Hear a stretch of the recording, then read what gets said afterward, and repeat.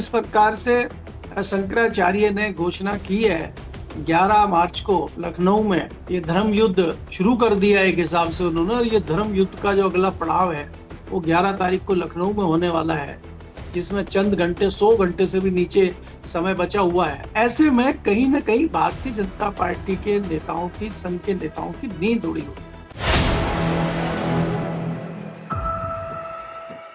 नमस्कार दोस्तों, कैसे हैं आप लोग। उम्मीद है आप सभी अच्छे होंगे। गुजरात लॉबी का प्लान क्या सक्सेसफुल होता हुआ दिखाई दे रहा है उत्तर प्रदेश के मद्देनजर, क्योंकि शंकराचार्य जिस तरह से 11 तारीख को धर्म युद्ध का ऐलान करके लखनऊ कूच की तैयारी कर रहे हैं, निकल पड़े हैं वो आज से ही। और दूसरी तरफ संघ की तरफ से और भारतीय जनता पार्टी की तरफ से भी जो फीडबैक निकलकर सामने आ रहा है ग्राउंड जीरो पर, जो 9 साल का कार्यकाल निकला है उसकी एक वानगी जो बताई जा रही है योगी आदित्यनाथ के सामने, जो अच्छी तो नहीं कही जा सकती। तो ऐसे में क्या योगी आदित्यनाथ फंस गए हैं, इसको लेकर बातचीत करेंगे। केपी मलिक जी हमारे साथ जुड़े। सर बहुत बहुत स्वागत है आपका। धन्यवाद हिमांशु जी, आपको भी और आपके दर्शकों को भी।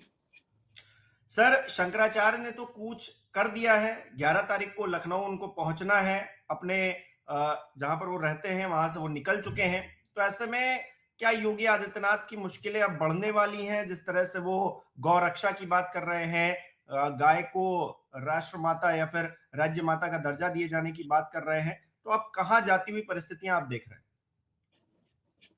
देखिए हिमांशु जी, अगर ये पूरा सिनेरियो आप समझना चाहते हैं तो हमें इसमें जो पीछे माघ मेला था उसमें जाना पड़ेगा कि ये वहां से विवाद शुरू हुआ और आपने परमिशन नहीं दी, मतलब प्रशासन ने परमिशन नहीं दी, बात खत्म हो गई। और उसके बाद जो शंकराचार्य जी का मुद्दा था वो धीरे धीरे लोग भूलने लगे थे। एकाएक जो ये ब्रह्मचारी जी आए हैं, तथाकथित ब्रह्मचारी, इन्होंने जो मामले को तूल दिया है वो कहीं ना कहीं एक सहानुभूति का कारण बन गया शंकराचार्य के लिए, और शंकराचार्य उस सहानुभूति के तहत और मजबूत हो गए। और दूसरा जो विषय था कि वो जो मांग कर रहे हैं, गौरक्षा की मांग कर रहे हैं, वो गौ माता को राष्ट्रीय पशु घोषित करने की बात कर रहे हैं। हालांकि ये आप जानते हैं कि ये मामला केंद्र सरकार का है, उत्तर प्रदेश सरकार का इससे खास कोई लेना देना नहीं है। लेकिन उनका ये बीच बीच में कहना कि भाई जिस प्रकार से गौ रक्षा की बात हुई थी, जिस प्रकार से गौ हत्या को रोकने की बात हुई थी, जिस प्रकार से सारी गौ कटान की बात हुई थी, क्या उत्तर प्रदेश सरकार उस पर खरी उतरती हुई नजर आ रही है? तो उसको घेरने का काम शंकराचार्य जी ने कर दिया। शंकराचार्य जी जो है इस यात्रा को लेके चल रहे हैं, और जो उनके और दूसरा पहलू ये भी है कि ब्रह्मचार्य जी गायब हो चुके हैं, क्योंकि ब्रह्मचारी वाला जो मामला था और मीडिया ने जो जिस तरह से उनकी धज्जियां उड़ाई हैं, जिस तरह से उनकी बखिया उधेड़ी है, उससे उनकी सारी चीजें खुल गई। कहीं न कहीं जो हमारे सनातन धर्म के सर्वे सर्वा और ये कहिए कि जो हिंदुत्ववादी नेता भारतीय जनता पार्टी के थे योगी जी, उनकी छवि कहीं न कहीं धूमिल हुई है, क्योंकि प्रशासन का मतलब कहीं न कहीं योगी जी है। और योगी जी कोई ऐसा एक्शन लेते हुए दिखाई नहीं दिए कि जिससे कहा जा सके कि योगी जी रिवर्स गियर मार रहे हैं या योगी जी कुछ ऐसी चीज कर रहे हैं। आपने देखा होगा कि जिस प्रकार डिप्टी सीएम ने कहा कि जो दोषी अधिकारी हैं उनके ऊपर कार्रवाई होगी, बटुक ब्राह्मणों का स्वागत करने वाले दूसरे डिप्टी सीएम भी कहते हैं कि हम इनका सम्मान करते हैं। उन्होंने अपने घर पर सम्मान भी किया और उन्होंने कहा जो दोषी अधिकारी हैं उन पर कार्रवाई होगी। तो कोई कार्रवाई तो होती हुई दिखती नहीं है। दूसरा, जिस प्रकार से शंकराचार्य ने घोषणा की है 11 मार्च को लखनऊ में ये धर्म युद्ध शुरू कर दिया एक हिसाब से उन्होंने, और ये धर्म युद्ध का जो अगला पड़ाव है वो 11 तारीख को लखनऊ में होने वाला है, जिसमें चंद घंटे 100 घंटे से भी नीचे समय बचा हुआ है। ऐसे में कहीं ना कहीं भारतीय जनता पार्टी के नेताओं की, संघ के नेताओं की नींद उड़ी हुई है। क्योंकि आप ये देखेंगे कि जो चुनाव आ रहा है उस चुनाव के तहत भारतीय जनता पार्टी नहीं चाहती कि उसकी सत्ता की विदाई उत्तर प्रदेश से हो, और संघ भी कहीं ना कहीं इंटरनली बहुत दबाव महसूस कर रहा है और इनके ऊपर दबाव डाल रहा है कि इस मामले को निपटाया जाए। आप देखेंगे बीच बीच में भारतीय जनता पार्टी के और संघ के बीच में समन्वय मीटिंगों का दौर शुरू हो गया है, पिछले दिनों गाजियाबाद में आए थे मुख्यमंत्री जी, यहाँ गाजियाबाद में मीटिंग हुई, एक उद्घाटन करने आए थे नोएडा में एक अस्पताल का। आपको याद होगा एक बड़े हॉस्पिटल का उद्घाटन राष्ट्रपति जी ने किया था नोएडा में, वो भी निजी हॉस्पिटल था। अभी एक निजी हॉस्पिटल का उद्घाटन करने योगी जी आए थे, 300 बेड के, वो भी निजी हॉस्पिटल है। तो 9 साल में इनकी सरकार ने कोई सरकारी हॉस्पिटल तो बनाया नहीं, कोई सरकारी संस्थान शिक्षा का तो बनाया नहीं। तो ये दूसरों के उद्घाटन करते फिर रहे हैं और उसके बूते ये चुनाव जीतना चाहते हैं। तो स्थिति बहुत गंभीर बनी हुई है भारतीय जनता पार्टी की।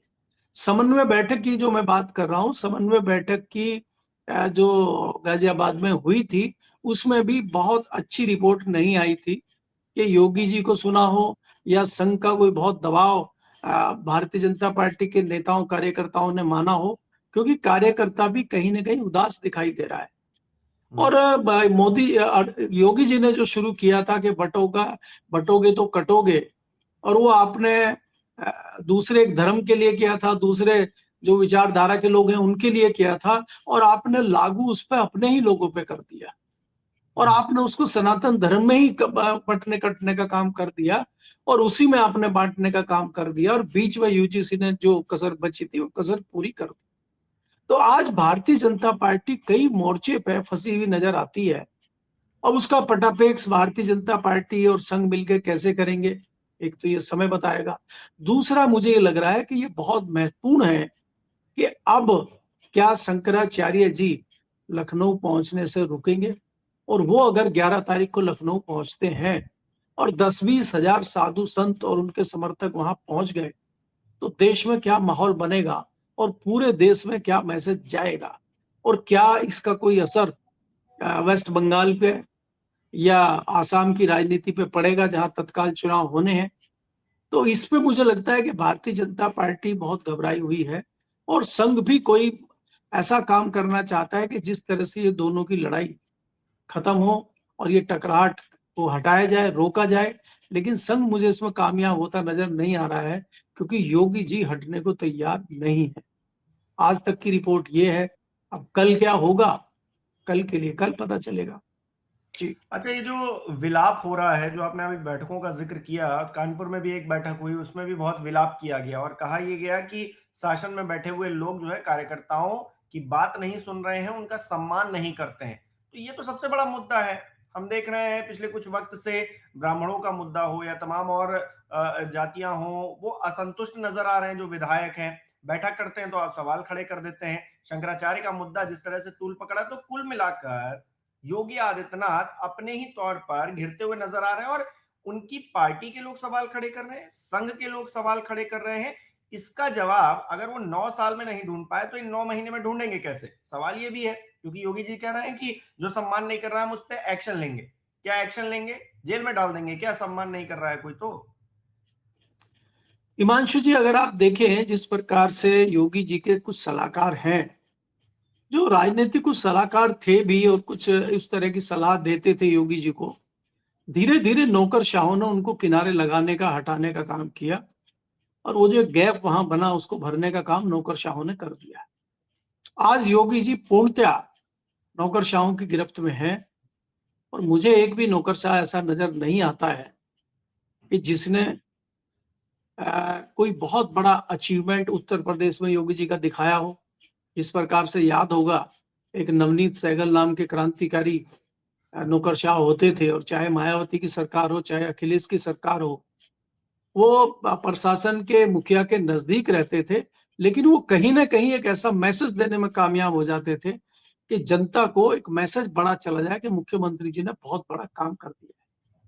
चाहे आप मायावती के कार्यकाल में नोएडा एक्सप्रेसवे देखिए, और चाहे अखिलेश के कार्यकाल में आप मेट्रो देखिए, और चाहे हाईवे पे फाइटर प्लेन उतरते हुए देखिए, इसका श्रेय कहीं ना कहीं उसको प्रचारित करने में, उसको घटना को बनाने में, उसकी सारी प्रक्रिया करने में, उसके सारे तामझाम करने में कहीं ना कहीं नवनीत सहगल का हाथ था।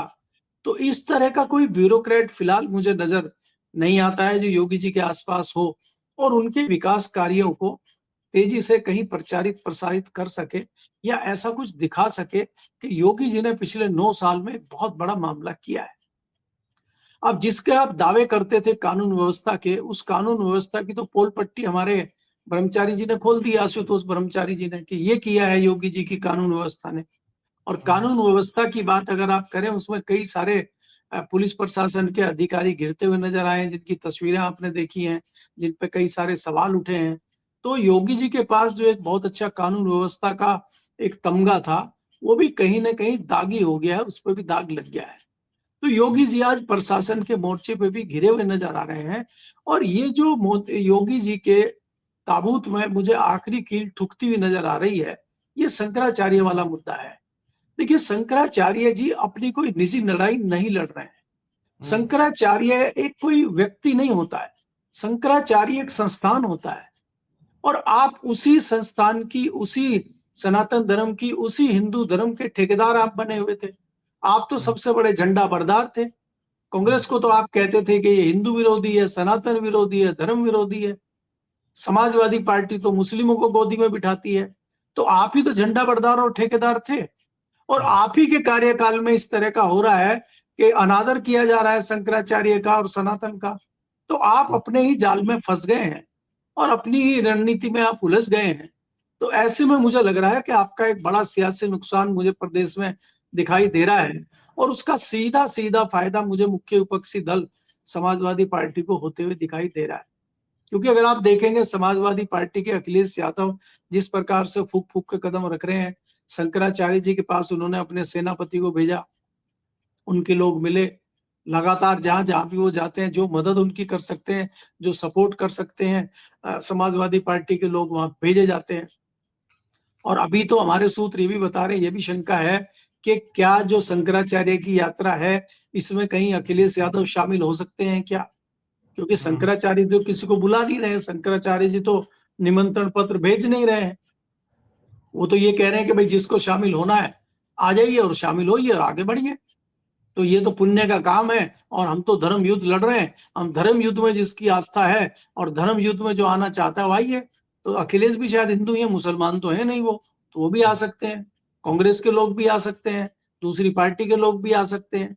तो एक जो युद्ध उन्होंने शुरू किया और जो सेना को लेकर वो आगे चल रहे हैं, मुझे लग रहा है ये भारतीय जनता पार्टी के लिए बड़ा नुकसानदायक सिद्ध होगा। और इसी की चिंता करते हुए संघ जो है ये समन्वय बैठ के कर रहा है। जी। अच्छा, समन्वय बैठकें हो रही हैं, सब कुछ हो रहा है, लेकिन हम देख रहे हैं कि ये जो कार्यप्रणाली है योगी आदित्यनाथ की, वो विचलित नहीं हो रही है। योगी आदित्यनाथ अपने तौर पर वही काम करते हुए नजर आ रहे हैं, उसी तौर तरीके से आगे बढ़ते हुए नजर आ रहे हैं जैसा कि वो बढ़ रहे थे। वो शंकराचार्य का ये विवाद हुआ, उससे पहले भी उस वही काम कर रहे थे और बाद में भी वही काम कर रहे हैं, या फिर उनके जो चेले चपाड़े हैं वो भी वही काम कर रहे हैं। तो कोई फर्क पड़ता हुआ तो दिख नहीं रहा है। तो 11 तारीख को ही अब बहुत बड़ी आंधी आ जाएगी, ऐसा कुछ अंदेशा लगता है।